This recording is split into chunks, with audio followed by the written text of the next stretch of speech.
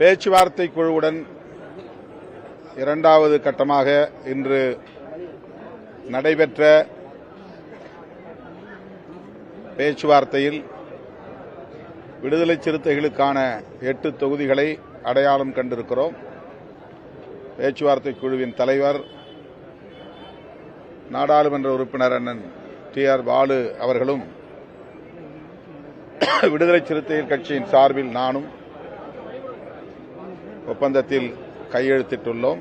கையெழுத்தாகிவிட்டது. முறைப்படி அதிகாரப்பூர்வமாக கூட்டணியின் தலைவர்,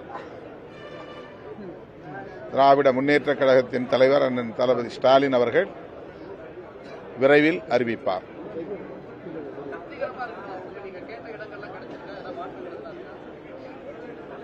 திருப்திகரமான சுமூகமான அளவில் பேச்சுவார்த்தை நடந்தது. விரும்பிய தொகுதிகள் கிடைத்துள்ளன.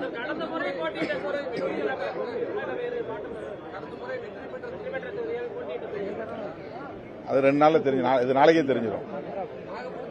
அதிகாரப்பூர்வமா முதல்வர் தான் அறிவிப்பார், கூட்டணியின் தலைவர் தான் அறிவிப்பார். எதுவா இருந்தாலும் அவர் அறிவிப்பார். அது தெரியல, அது எல்லா கட்சியும் முடிச்ச பிறகு அவர் அறிவிப்பார். இன்னும் ஓரிரு கட்சிகள் பேசிட்டு இருக்காங்க நினைக்கிறேன். இன்னைக்கு இரவே கூட முடிஞ்சிடலாம். இன்னைக்கு இரவே முடிஞ்சுச்சுன்னா நாளை காலையில் அறிவிப்பார்.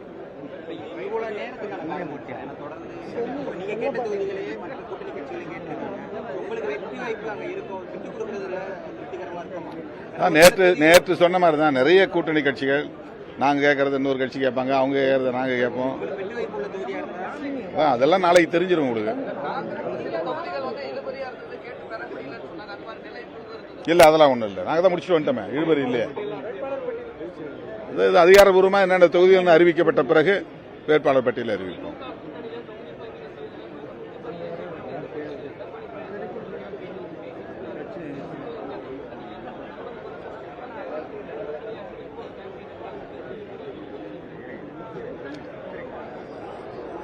திமுக கூட்டணியில் கடைசி நேரத்திலாவது ஏதேனும் பிரச்சனை எழாதா வெடிக்காதா என்ற எதிர்பார்ப்போடு காத்திருப்பவர்கள்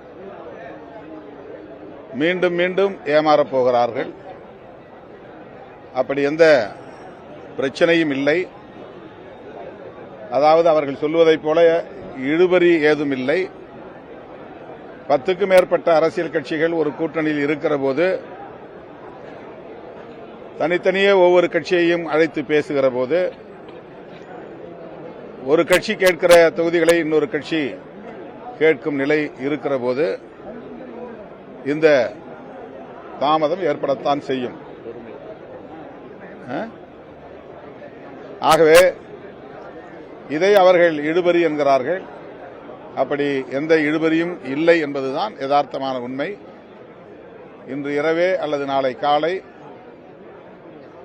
அனைத்து தொகுதிகளும் கூட்டணி கட்சிகளுக்கு ஒதுக்கப்பட்ட பின்னர் முதல்வர் அதிகாரப்பூர்வமாக அறிவிப்பார்.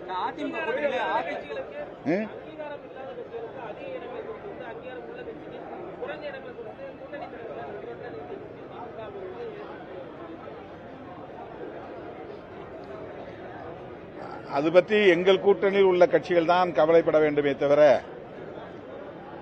நாங்கள் தோற்க வேண்டும் என்று கருதுகிறவர்கள் அல்லது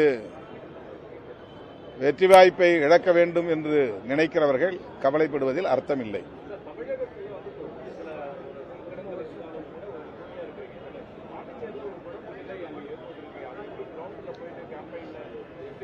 அது பாண்டிச்சேரியில் எப்பவுமே அது மாதிரிதான் இருக்கும். அதாவது தொகுதி பங்கீடு நடந்தாலும் கூட சுயேட்சை என்கிற பெயரில் வேட்புமனு தாக்கல் செய்வது, அது அந்த பிரச்சனைகளுடைய தேர்தலை சந்திப்பது என்பது நீண்ட காலமாக களத்தில் சந்திக்கிற ஒன்றுதான்.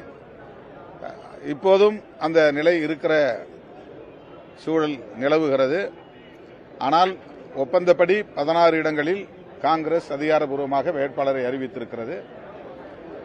அதேபோல ஒப்பந்தப்படி திமுக 13 இடங்களில் போட்டியிடுகிறது. எங்களுக்கு ஒதுக்கப்பட்ட ஒரு தொகுதி உட்பட நாங்கள் 3 தொகுதிகளில் ஏற்கனவே அதை சேர்த்து 3 தொகுதிகளில் போட்டியிடுவதாக அறிவித்தோம். அதன்படி எங்கள் கட்சியின் சார்பில் 3 தொகுதிகளில் போட்டியிடுகிறார்கள். எங்களுக்கென்று ஒதுக்கப்பட்டிருக்கிற பானை சின்னம் பாண்டிச்சேரிக்கும் வழங்க வேண்டும் என்று நாங்கள் தேர்தல் ஆணையத்திற்கு 24ஆம் தேதி கடிதம் எழுதினோம். ஆனால் அவர்கள் இதுவரையில் பானை சின்னத்தை எங்களுக்காக ஒதுக்கவில்லை. எனவே சுயேட்சை சின்னத்தை கேட்டு பெற்றிருக்கிறார்கள். சுயேட்சை சின்னத்திலேயே எங்கள் கட்சி வேட்பாளர்கள் போட்டியிடுவார்கள். அது தேர்தல் முடிவில் தான் தெரியும், பின்னடைவா வெற்றியா என்பது. முதியவர்களுக்கா புதியவர்களுக்கா?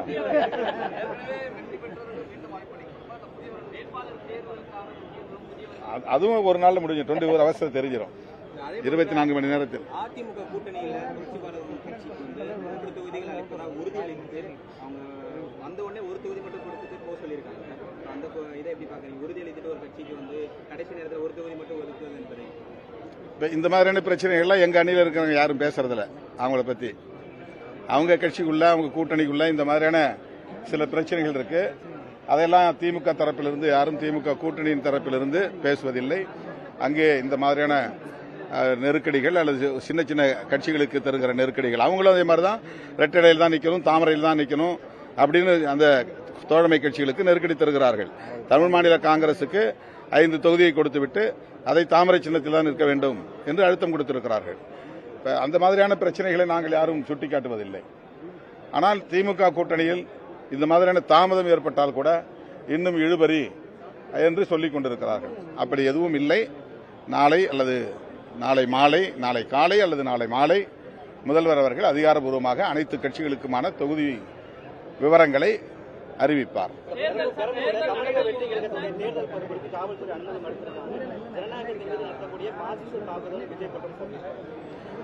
இப்ப எலெக்ஷன் கமிஷன் கண்ட்ரோல்ல தான் இருக்குது. இதுக்கு திமுக பொறுப்பு ஏற்க முடியாது.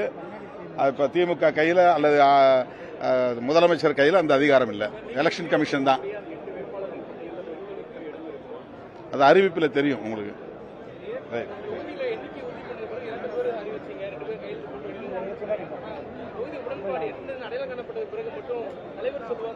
அதான கூட்டணி முறை. கூட்டணியில எப்பவுமே அப்படிதான் சொல்லுவாங்க. அதை நாம அறிவிக்க மாட்டோம். அதுதான் கூட்டணி தலைவர் தான் அறிவிப்பாங்க. கூட்டணி தலைவர் தான் அறிவிப்பாங்க. அதான் அதிகாரம்.